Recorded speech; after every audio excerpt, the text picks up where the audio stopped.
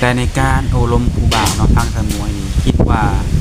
สิเบิ่งใจกระตุ้นสำใดจังสิตัดสินใจแบบมาสร้างครอบครัวเป็นเรือนหลังเดียวกันอืมอันนี้ก็หมู่ขึ้นกับเฮาร่วมกันแบบสมมุติว่าถือคอกันเนาะอยากมาหาก็ต้องลงมือก่อนแบบปรึกษากันก่อนค่ะนะ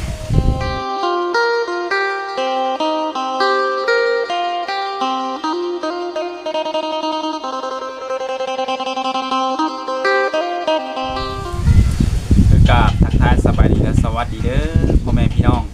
FC หมู่สุขุทุกคนสิเป็น FC อยู่ฝั่งลาวหรือว่าอยู่ฝั่งไทยหรือว่าอยู่ต่างประเทศเนาะวันนี้ก็ยินดีต้อนรับเข้าสู่ช่องของบ่าวศิลัดคือเก่ามาพบมาพบกับบ่าวศิลัดในมื้อนี้ก็อยู่ที่บ้านของสาวโสดทุกคนเนาะก็เป็นสาวโสดหน้าใหม่ก็ว่าได้ทุกคนเนาะซึ่งสาวโสดผู้นี้ก็เป็นผู้จบผู้งามทุกคนเนาะเป็นคนโตน้อยๆทุกคนเนาะประมาณนี้แหละก็มีพราวมีความ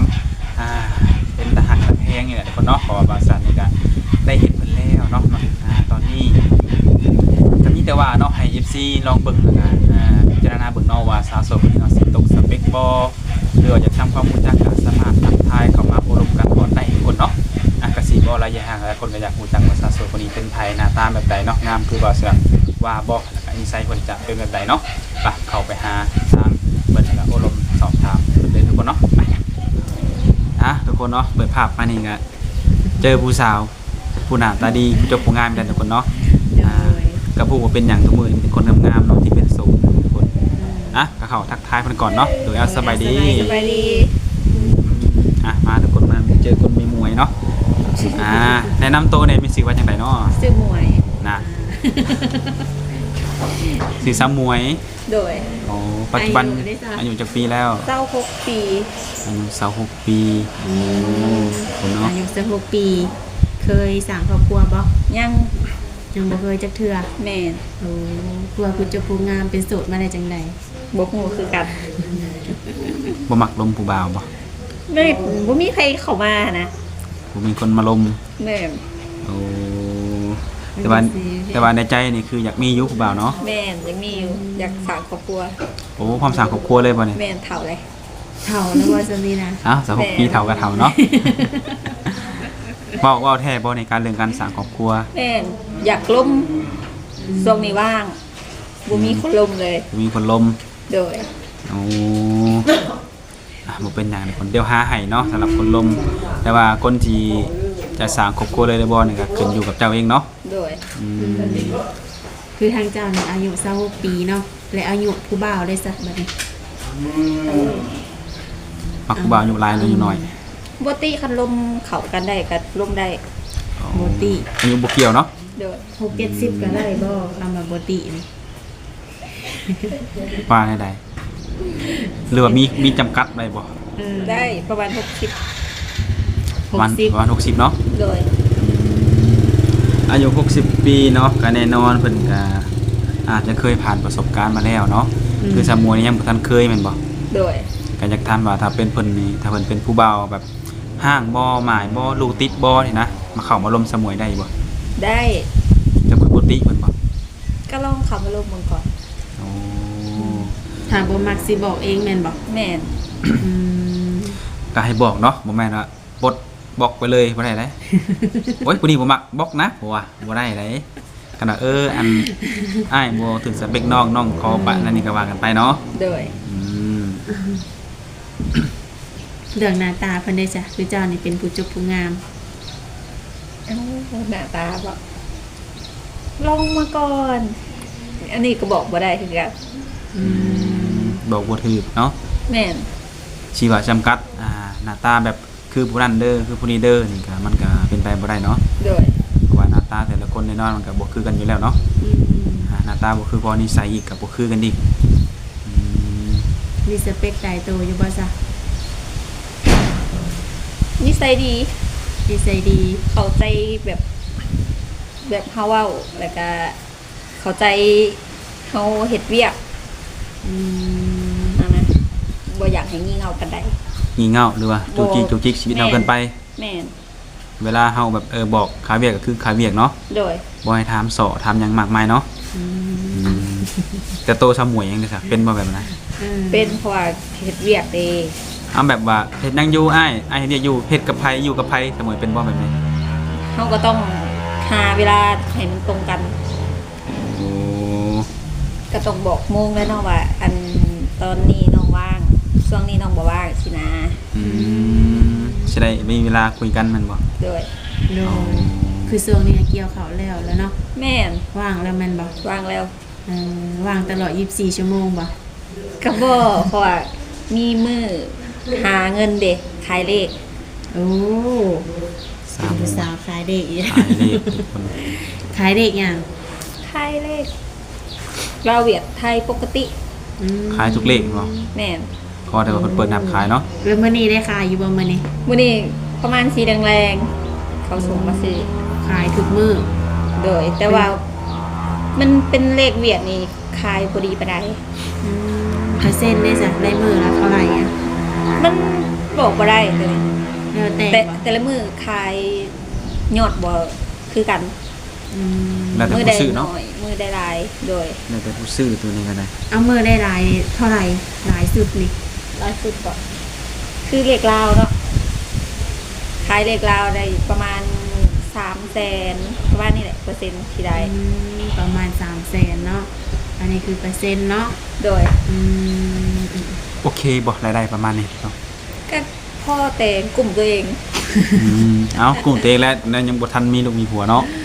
กลุ่มตัวเองก่อน เอารู้สึกว่าแบบหาคนเดียวมันนานได้เนาะ แม่น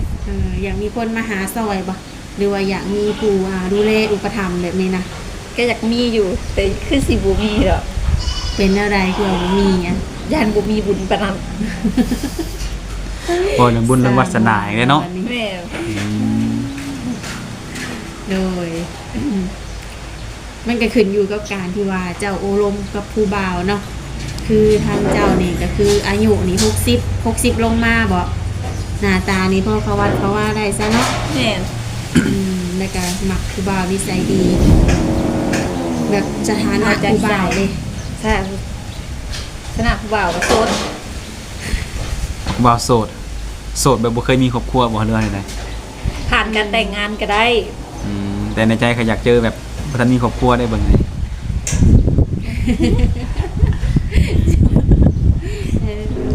คือว่าแล้วคนเนาะมัน อายบ่อายบ่ มันก็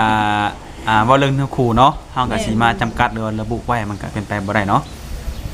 คือเฮาเนี่ยบางทีเฮาเป็นคนลาวเนาะบางทีเนื้อคู่เฮาจะเจอแบบเป็นคนไทยบ่หรือว่าเป็นคนแบบทำงานอยู่ต่างประเทศบ่ประมาณนี้เนาะ ถ้าเจอคนไทยเนาะถ้าว่าเนื้อคู่สามุยคนไทยลมกันหมักกันหักกันแหละคนอยากได้สมุยไปอยู่นำนี่นะไปได้บ่ ไปมาได้อยู่ แต่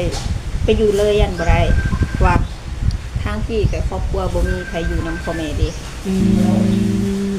สมุยเป็นลูกคนที่เท่าไหร่ คนที่สาม คนที่ คนที่สาม 3มีน้องมีอ้ายบ่ มีอ้าย2คนมีน้องคนหนึ่ง อ้ายสร้างครอบครัวแล้ว สั่งแล้ว สร้างแล้วสร้างเบิด2แล้วบ่ โดย น้องเด้ น้องยัง สร้าง2ยัง2เนาะ ต่อไปก็คือเจ้าเนาะ แม่น ก็สิได้ เต็มร้อยแล้วว่า ก็อยากรออยู่ อยากลอยอยู่ ก็อยา เนาะ กร้อยอยู่ก็แสดงว่ายังบ่ร้อย99 แต่ในการโอลมครูบ่าวเนาะฟังสมวยนี่คิดว่าสิเบิ่งใจกระตุ้นสำใดก็สิตัดสินใจแบบมาสร้างครอบครัวเป็นเรือนหลังเดียวกัน อันนี้ก็หมู่ขึ้นกับเฮาร่วมกันแบบสมมุติว่าถือคอกันเนาะอยากมาหาก็ต้องลงมือก่อนแบบปรึกษากันก่อนค่ะนะบ่แม่นว่าสิมาปุ๊บปรับโลด เอ้า เฮ็ดตัวบ่ถูก อ้าวมันจังไวมันจังบ่เสียเวลาเด้ซะแต่ก็ขึ้นอยู่กับการโดดกับลมเนาะระหว่างบ่าวสาวเนาะว่าแต่ละเรื่องมันสิเข้ากันบ่เนาะ โดย สิเห็นดีนำกันบ่ประมาณนี้เนาะก็แน่นอนก่อนสิตัดมาเป็นเนื้อคู่กันนี่ต้องมีเรื่องบอกให้กันเนาะบางทีฝ่ายชายรับได้ หรือว่าฝ่ายสาวรับฝ่ายชายบ่ได้ก็มีตัวนี้เนาะ โดย นี่แหละคือว่าที่ความแบบว่ามันบ่เข้าใจเนาะหรือว่ามันบ่เข้ากันนั่นแหละเนาะ แม่นแล้วล่ะลมผู้บ่าวรุ่นใหญ่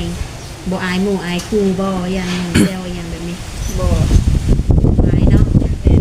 ในอนาคตให้เอาเฮ็ดครัวได้บ่ ได้คันหมักกะลีได้ บ่ แน่นอนเนาะ ท่านเขาหมักกะลีหรือว่าหมักเขากะลีได้แน่นอน แม่นการที่จะเอามาเป็นคู่ชีวิตหนึ่งมาเฮาต้องหมักเขาสองมาเขาต้องหมักเฮาเนาะ แม่น ต่างคนต่างหมักกันบางทีมาเพิ่นผู้หนึงหมักผู้หนึงบ่หมักเพิ่นบ่แนมหน้ากันซะเนาะ กับ่ได้ อ่า โดย แน่นอนแต่คนเรามาก็ถือความเพิ่นแหละทุกคนเนาะสิอายุน้อยอายุหลายก็ตามทุกคนเนาะว่าเพิ่นความหมักเนาะความหมักความเข้าใจความหักแพงที่มีให้กันและกันเนาะตัวนี้มันเสร็จให้เฮายาวนานเนาะอืม โดย ปัจจุบันนี้ขายแต่เลขอย่างเดียวบ่ในการ แม่น บ่มีหยังเสริมบ่ บ่ อืม ในใจหมักขายเลขบ่หรือว่ามีแนวหมักอีก ก็มีอยู่แต่มันอยู่บ้านเฮามันชนบทหั้นนะอยากเปิดร้านขายเครื่องไปผัดเพื่อนผัดอยู่ในบ่แม่นแคมทาง โอ้บ่อนทำเลมันบ่ดีเนาะหรือบ่สะดวก โดย เอาเวลาขายเลขได้ซะ เวลาขายเลขก็มาขายแคมทาง อ๋อตั้งโต๊ะขายยำทาง แม่นแหละบางเทื่อก็เลาะตามเพื่อนคนเด้ แบบลูกค้าบ่มาก็ไปหาเองกันบ่ แม่น ช่วงนี้หน้าหนาวนี่แม่ค้าน่าจะไปหาลูกค้าเบิ่งนี่ ขายบ่ดีช่วงนี้ ความมันหนาว มันหนาวเนาะดู โดย ขายเลขเนาะหนังอยู่แบบตามทางบ่มีว่าผู้บ่าวเป็นมาจีบนะ อืม ส่วนใหญ่ก็มีแต่คนในบ้านเองมาซื้อ บ่ โอ้แบบผู้บ่าวบ้านอื่นมันไกลอย่าว่าขี่ผ่านมาผู้สาวไปเล่นไปงานแถวแวะหน่อยนะ เดินเทื่อถึงนี่นะ วันไหวบอกมีคนมาแซวนะ โยกที่ซื้อ โยก ที่ซื้อ เขาหยอกแต่ว่าผู้ขายในคิดไปใกล้หมดเลยได้ บ่แหละ เห็นว่า ก็มีอยู่แต่ว่าต่างแต่ว่าเขามาหยอกซื่อๆเนาะอืม โดย อ่ะมาเปิดใจในมื้อนี้ผู้บ่าวมักสนใจเนาะอยากโอ้อยากลมอยากจีบนะติดต่อได้ทางไหน ทางไลน์ก็ได้ ไลน์ก็ได้ โดย เฟซเด้ เฟซก็มีอยู่ วอทแอป ในบ่มี สองอย่างเนาะ โดย ทางใดสะดวกไล่กว่ากันในการลมเนี่ย ไลน์ ทางไลน์สะดวกกว่ากันบ่ โดย เพราะว่าเฮาก็สิได้นำให้บางทีเอาไปแลกผลทางเจ้าบ่สะดวกคุยกันมันก็เป็นการแบบว่าบ่ได้คุยกันบ่เข้าใจกันอีกตอนนี้กันเนาะเอาเป็นว่าแนะนำให้เพิ่นสะดวกคุยทางไลน์เด้อก็สิได้ติดต่อให้ทางไลน์เนาะเพราะว่ามันสิได้มีเวลาอบรมกันเบิ่งนี่ทางเฟซนี่คือสิมีแบบส่วนโตวนำแม่นบ่ส่วนโตวแบบบ่อยากให้คนฮู้บ่หรือว่าบ่สะดวกในการคุยบ่นะ โอ้ก็บ่ส่วนโตวขนาดนั้นเพราะว่าขายเลขขายเบอร์ดิบ่อยากให้มากสนกันนา บางทีเพิ่นอันนี้ก็อยากตอบลูกค้าแน่เพิ่นอยากตอบผู้บ่าวแน่ผมว่าอยากตอบลูกค้าเพิ่นลงตอบให้ผู้บ่าวผมว่าอย่างเงี้ยเนาะ เลย โดยแล้วเป็นจังไดอันฐานะอยู่ในครอบครัวเจ้าเป็นไงทุกมื้อนี้พออยู่พอกินปานกลาง โดย คือสิเขินแฮงคือสิอายแฮงเนาะ แต่พอแล้วนะ เพราะ อันแบบนี้เนาะแบบผู้บ่าวนี่นะเจ้าต้องแบบต้องเลือกเพิ่นต้องจำกัดบ่ต้องเอาคนรวย คนธรรมดานี่มีสิทธิ์จีบจะบ่ ก็ควรเลือกแต่ ชาวไห้ชาวนาดิจ้ะจะสิเอาอยู่บ่สิมักอยู่บ่ มากคันเขาเห็นแบบ แบบใด เวียกเก่งค่ะนะ โอ้ดู แบบ มัน พากันทำมาหากิน อืมเนาะ ขอแต่ดุหมั่นขยันเนาะ แม่น บ่พาเฮาอดเนาะว่า แม่ ไง นพาเฮาลุง พาเฮาลุ่งเติบโตไปมื้อหน้าเนาะ แม่น นะคือว่าอะไรทุกคนนะครอบครัวก็ต้องแบบนี้สิได้จังมันจังสิอุดมสมบูรณ์โดยทุกคนเนาะทางเฮาก็มาหาเพิ่นก็เป็นมื้อแรกก็ว่าได้ทุกคนเนาะในการที่ว่านี่คือเป็นสไตล์ตัวเองเด้แม่นบ่ แม่น อ่า พอแล้ว บอกพอแล้วโอเคทุกคนเนาะเพราะว่าเป็นครั้งแรกเฮาก็สิได้ขอสัมภาษณ์เพิ่นเพียงเท่านี้แหละถ้าหากหนุ่มๆโอ๊ยคือบ่ถามเรื่องนี้ให้แน่ก็มาถามเพิ่นส่วนตัวเนาะ โอเค เพิ่นตามมาเพิ่นก็เป็นคนขี้อายเนี่ยเนาะ โด ทุก ย คน ถ่ายกล้อง อายกล้องทุกคนเนาะ เอาแบบเวลาถ่ายเจ้าของหรือว่าลงเฟซลงหยังเลยจ้ะบ่อายบ่ เอาอันนั้นเป็นคนบริเบิงของลายนี่แต่เฮาคนเดียว อันนี้หล่นคนลายเลยอยากอาย จะได้มีผู้บ่าวหลายๆนี่ใช่เราคนจีบจะได้หลายเลยจะได้น้อยคนว่า อืมแบบนั้น นั่นดิ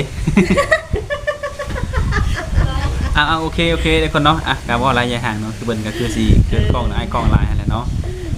หนุ่มๆคนใดเนาะมักหักคนใดก็ฝากนำทุกคนเนาะมาทำความรู้จักเพิ่นได้เหมือนกันมีเฟซมีไลน์ให้นั่นแหละมาอบรมกันลองเบิ่งเนาะสิเข้าใจกันหรือบ่เข้าก็ลองคุยเบิ่งกันบ่คุยกับบ่ฮู้เนาะทางเฮาก็สิได้ขอจบคลิปเพียงเท่านี้ก่อนพบกันในมื้อหน้าเนาะสบายดี สบายดี